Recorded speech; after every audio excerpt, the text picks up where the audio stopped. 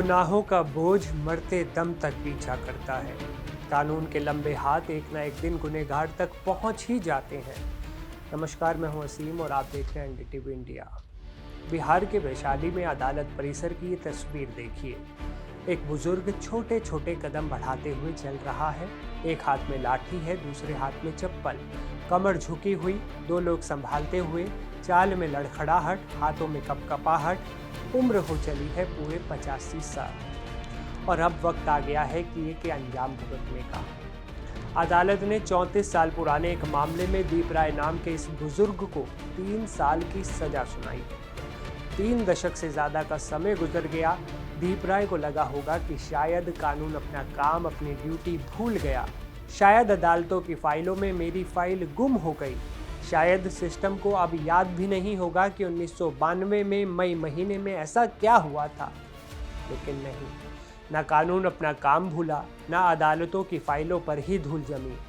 वक्त जरूर लगा, लेकिन आखिरकार कानून के लंबे हाथ दीप राय तक पहुंच गए। अब आपको बताते हैं कि पूरा मामला आखिर है क्या। बात है साल 1992 की। पुलिस रिकॉर्ड और अदालत में पेश किए गए दस्तावेजों के मुताबिक 10 मई 1992 को पीड़ित परिवार ने थाने में शिकायत दर्ज कराई। शिकायत में कहा गया कि जब वो अपनी पत्नी के साथ घर के दरवाजे पर बैठे थे, तभी आरोपियों ने धारदार हथियारों से उन पर हमला किया। आरोपियों ने दहशत फैलाने और जान लेने की नीयत से उन पर ताबड़तोड़ फायरिंग भी की। इस हमले में दंपति बाल बाल बचे थे, लेकिन वे गंभीर रूप से घायल जरूर हुए थे। तब पुलिस ने दीप राय समेत एक ही परिवार के कुल 9 लोगों को मामले में नामजद आरोपी बनाया। 1993 में कोर्ट में चार्जशीट दाखिल की गई, लेकिन लंबे कानूनी ट्रायल के चलते 9 में से 4 आरोपियों की मौत पहले ही हो गई और अब 34 साल बाद अदालत ने बचे हुए 5 आरोपियों को आर्म्स एक्ट और दूसरी धाराओं में दोषी करार देते हुए सजा का ऐलान कर दिया है। दीप राय को 3 साल की सजा सुनाई गई है और बाकी 4 आरोपियों को 10 साल कैद की सजा मिली है। आज दीप राय ठीक से चल नहीं पाते। जमीन पर बैठना हो तो उन्हें सहारे की जरूरत पड़ती है। याददाश्त कितनी है ये तो नहीं मालूम, लेकिन उनके जहन में 10 मई 1992 की वो घटना शायद ज्यों की त्यों दर्ज होगी। परिवार के 8 और लोगों के साथ हाथों में हथियार लहराते हुए किसी पर हमला करने का जुर्म उनके दिमाग के एक कोने में अब भी जिंदा होगा।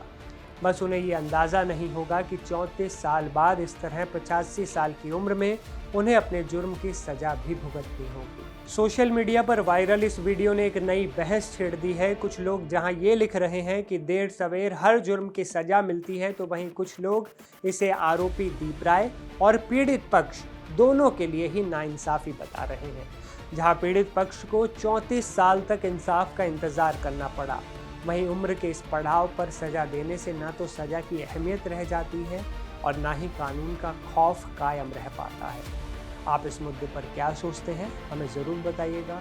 जाते जाते आपको सुनवाते हैं इस मामले में क्या कहना है पब्लिक प्रोसिक्यूटर का। इसका जो फैसला आया है ये सोसाइटी के लिए एक बहुत बड़ा मैसेज है।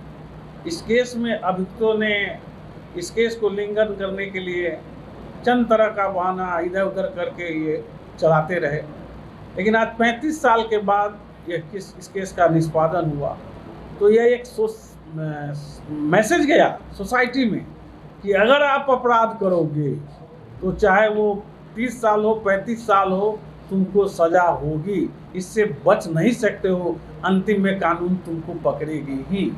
इसलिए एक जो इस तरह की सोच रखते हैं, अपराधी प्रवृत्ति का सोच रखते हैं, उनके लिए एक अच्छा मैसेज है। होशियार हो जाएं, अपराध न करें। भले आज अपराध कीजिए, लेकिन अगर आप कितनों बचने का प्रयास कीजिएगा, अंतिम दिन आप पकड़े जाएंगे, चाहे 30 साल हो, 35 साल हो, 40 साल हो।